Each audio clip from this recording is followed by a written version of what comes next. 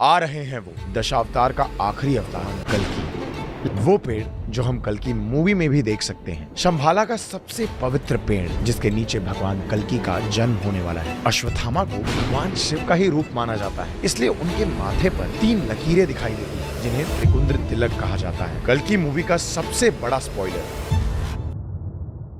जगन्नाथ के रथ का चक्र ऐसा घूम के आएगा अपने हर फेरे में, बस वो प्रलय ही संग लाएगा। थरथराती धरती माँ की कोख से अब जन्मेगा, एक युग का अंत होगा, युग नया एक आएगा। सनातन धर्म की एक ऐसी कहानी जो युगों युगों से सुनाई जा रही है, एक ऐसी गाथा जो शुरू हुई थी कुरुक्षेत्र की भूमि पर महाभारत युद्ध के आखिरी दिन दिए गए एक श्राप से। वो श्राप जो आज हमारे अंत की ओर इशारा कर रहा है। वो कहानी अश्वत्थामा और कल्कि भगवान की, जिस पर बनी कल्कि मूवी के बाद हर कोई बस यही जानना चाहता है कि ये कहानी कितनी सच है। कई सारे सवाल, कई सारी फैन थियरीज, और इन सब में छुपे हैं महाभारत के कुछ ऐसे अंश जिनके बारे में बहुत कम लोग जानते हैं।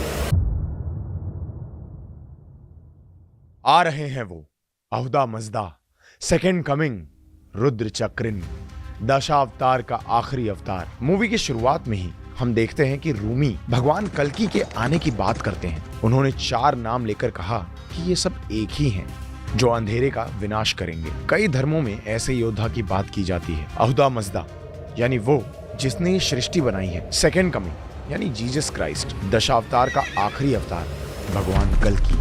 लेकिन रुद्र चक्रिन ये नाम हमें ले जाता है हमारी प्राचीन कहानियों में, जहां हम जानते हैं कि भगवान कल्कि का जन्म कैसे हुआ। रुद्र चक्रिन यानी शंभाला का आखिरी राजा, वो शहर जहां भगवान कल्कि का जन्म हुआ। हिमालय के पर्वतों के बीच कहीं बसी हुई एक ऐसी जगह जहां सिर्फ वो लोग जा सकते हैं जिन्होंने ज्ञान और अध्यात्म की उच्चतम सीमा पार कर ली हो, जिनका मन बिल्कुल साफ हो, जो इस दुनिया के सभी बंधनों से पूरी तरह मुक्त हो चुका हो। कुछ लोग शंभाला को धरती पर स्वर्ग की तरह देखते हैं, तो कुछ कहते हैं कि ये जगह धरती पर है ही नहीं, बल्कि ये तो एक अलग डायमेंशन में एग्जिस्ट करती है जहाँ सिर्फ स्पिरिचुअली एडवांस्ड लोग ट्रैवल कर सकते हैं। माना जाता है कि यहाँ रहने वाले लोग अपने अध्यात्म के शक्ति से कोई भी रूप ले सकते हैं, किसी भी जगह किसी भी समय में ट्रैवल कर सकते हैं। शंभाला एक ऐसी सीक्रेट जगह है जिसे ना सिर्फ सनातन धर्म बल्कि तिब्बतियन बुद्धिज्म, चाइनीज और भी कई सारे धर्मों में मान्यता दी जाती है। इस जगह के इतने सारे नाम हैं कि इसे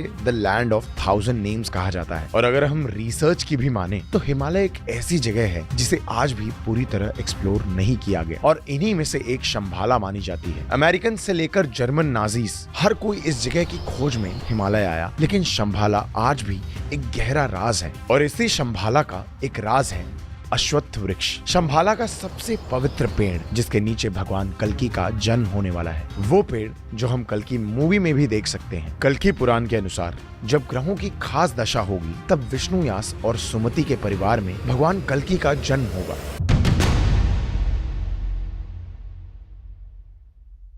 खड्ग अश्विनी नक्षत्र कल्कि मूवी में बताया गया वो दिन जब ग्रहों की एक खास दशा बनती है, एक ऐसी दशा जो 6000 सालों में एक ही बार दिखाई देती है। The darkest day in 6000 years। खड्ग का मतलब है आग से बनी तलवार, लेकिन असल में अश्विनी नक्षत्र हमारी एस्ट्रोलॉजी का एक आम हिस्सा है। इसे मेष राशि के साथ देखा जाता है। मार्च अप्रैल में आने वाला ये नक्षत्र नई शुरुआत की ओर इशारा करता है। इसे शक्ति और हीलिंग का प्रतीक माना जाता है। माना जाता है कि इस नक्षत्र का प्रतिरूप एक घोड़ा है जो भगवान कल्कि का वाहन भी है। इसलिए कई लोग मानते हैं कि कल्कि अवतार का जन्म अश्विनी नक्षत्र में होगा, लेकिन कल्कि पुराण के अनुसार भगवान कल्कि का जन्म बैसाख के 12वें दिन पर होगा, जो अप्रैल से मई के बीच में आता है। इन दोनों में कुछ दिनों का अंतर है। तो क्या ऐसा हो सकता है कि कई सालों बाद एक ऐसा क्षण आए जब अश्विनी नक्षत्र को बैसाख महीने में देखा जाए और वही इशारा होगा कि कल्कि अवतार सच में आने वाले हैं।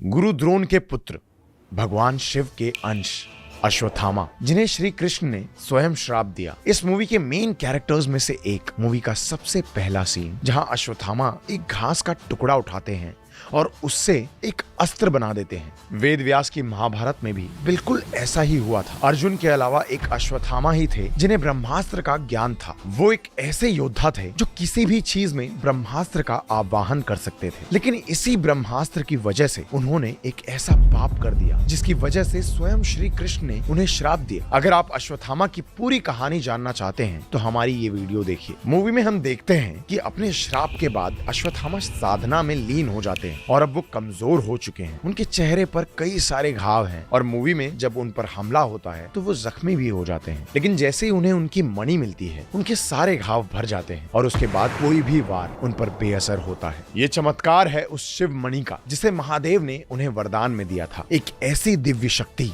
जिससे कोई अस्त्र शस्त्र, कोई बीमारी, कोई बुरी शक्तियां, भूख प्यास, कुछ भी अश्वत्थामा को हानि नहीं पहुंचा सकता। शिव पुराण के अनुसार अश्वत्थामा को भगवान शिव का ही रूप माना जाता है, इसलिए उनके माथे पर 3 लकीरें दिखाई देती हैं। वो तिलक जो शिवजी अपने माथे पर लगाते हैं। और अगर आप ध्यान से देखें तो मूवी में भी अश्वत्थामा के सर पर आपको त्रिकुंद्र तिलक की 3 लकीरें दिखाई देती हैं। अगर आपने नोटिस किया हो तो अश्वत्थामा पूरी मूवी में सबसे ऊंचे और बड़े दिखाई देते हैं। कहा जाता है कि वो 8 फीट के थे, लेकिन महाभारत के सीन्स में जब वो कृष्ण या अर्जुन के सामने होते हैं तो उनकी हाइट नॉर्मल होती है। ये भी हमारे ग्रंथों से ली गई बहुत इंपॉर्टेंट डिटेल है। स्कंद पुराण के अनुसार जैसे जैसे युग बीतते हैं इंसान की लंबाई कम होती जाती है, तो क्योंकि अश्वत्थामा द्वापर युग से हैं, उनकी हाइट ज्यादा दिखाई गई है। और यही इस मूवी की खास बात है कि कितनी बारीकी से चीजों को दिखाया गया है।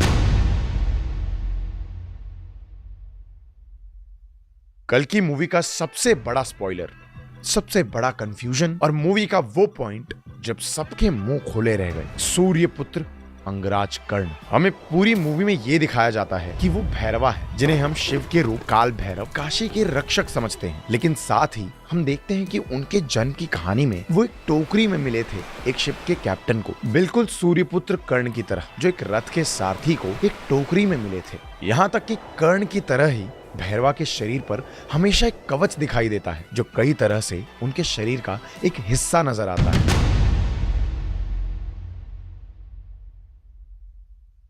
अश्वत्थामा भाग्य रचेता ब्रह्मदेव का गांडीव है ये, इसका प्रतिरोध असंभव है। गांडीवधारी अर्जुन महाभारत के सबसे शूरवीर योद्धाओं में से एक, जिन्होंने अपने गांडीव से बड़े बड़े योद्धाओं को पराजित कर दिया। एक ऐसा अस्त्र जिससे अर्जुन एक साथ 1 लाख योद्धाओं से लड़ सकते थे। महाभारत के अनुसार इस गांडीव की रचना स्वयं ब्रह्मदेव ने की थी, जिसके बाद ये वरुण देव का अस्त्र बना और अर्जुन को मिला। साथ ही उन्हें मिला अक्षय तरकश, एक ऐसा तरकश जिसके बाण कभी खत्म नहीं हो सकते। लेकिन महाभारत के युद्ध में गांडीवधारी अर्जुन के सामने आए सूर्यपुत्र कर्ण, जो परशुराम के शिष्य थे, और उनके हाथ में था विजय धनुष, वो धनुष जिसे स्वयं महादेव ने इस्तेमाल किया था त्रिपुरासुर का अंत करने के लिए, जिसके इस्तेमाल से परशुराम ने 21 बार इस संसार से क्षत्रियों का अंत कर दिया था। वो धनुष जिसके सामने कोई नहीं जीत सकता। इसलिए हम मूवी में वो सीन देखते हैं जहां श्री कृष्ण अर्जुन को समझाते हैं कि अग्निदेव का रथ, ब्रह्मदेव का धनुष, श्री हनुमान और श्री कृष्ण के होते हुए भी अगर वो योद्धा उनके रथ को 2 कदम पीछे कर सकता है तो उसमें कितनी शक्ति होगी। कल की मूवी में प्रभास भैरव है या कर्ण, ये तो हम नहीं कह सकते, लेकिन ये जरूर कहा जा सकता है कि इन दोनों धनुष का होना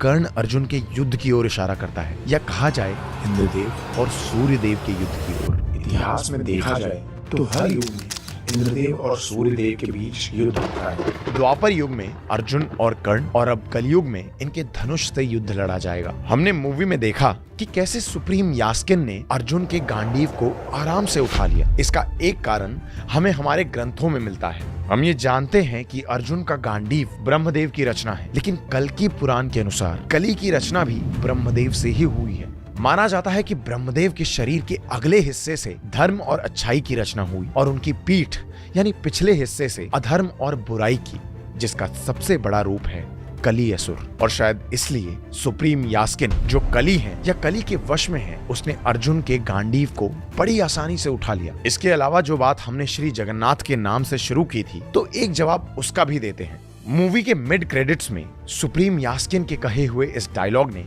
काफी कुछ बदल दिया। अचानक से जगन्नाथ का नाम आना कोई इत्तेफाक नहीं है। कल की पुराण के अनुसार कली और कल्कि अवतार की आखिरी लड़ाई जिस जगह होनी है वो जगह है जगन्नाथपुरी। और तो और जगन्नाथ के मेंशन से हम ये अनुमान लगा सकते हैं कि जिस प्रोजेक्ट के की बात की गई है उसमें जो सीरम था वो सीरम और कुछ नहीं बल्कि भगवान का अंश है। पूरी जगन्नाथ में बसा ब्रह्म पदार्थ यानी श्री कृष्ण का धड़कता हुआ दिल। आपके इस बारे में क्या थॉट्स हैं हमें कमेंट्स में जरूर बताइए। अगर वीडियो पसंद आया तो इसे लाइक और शेयर कीजिए और ऐसे ही अनसुनी, अनदेखी, अनकही कहानियों के लिए राज को सब्सक्राइब कीजिए। मिलते हैं अगले वीडियो में।